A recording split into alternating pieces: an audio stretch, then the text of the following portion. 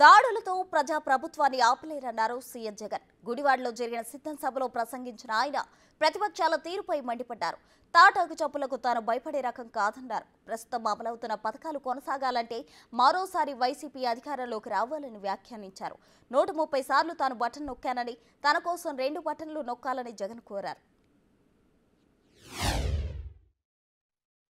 జగన్ మీద ఒక రాయి విసిరినంత మాత్రాన జరగబోయే ఎన్నికల కురుక్షేత్రంలో ఆ దుష్ట చతుష్టయం ఓటమిని, ఆ పెత్తందారుల ఓటమిని, మన పేదల ప్రభుత్వం గెలుపును ఎవ్వరూ ఆపలేరు.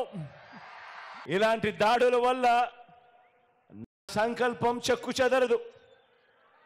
పైగా ఈ స్థాయికి వీరు దిగజారారు అని అంటే దాని అర్థం ఏమిటి? విజయానికి మనం అంత చేరువుగా ఉన్నామని,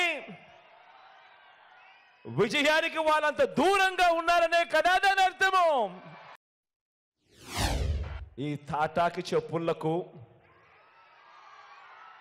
మీ బిడ్డ అదరడు, మీ బిడ్డ బెదరడు.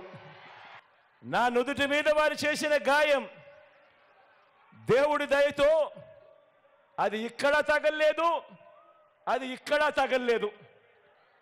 అంటే దాని అర్థం దేవుడు మీ బిడ్డ విషయంలో ఇంకా పెద్ద స్క్రిప్టే రాశాడు అని చెప్పి దాని అర్థం.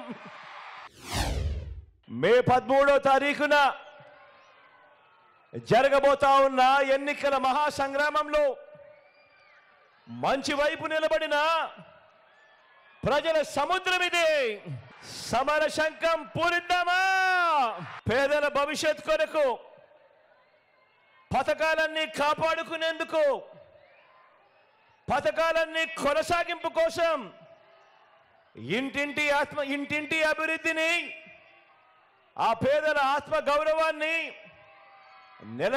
నిలబెట్టుకోవడం కోసం, ఆ పెత్తందారులతో యుద్ధానికి మీరంతా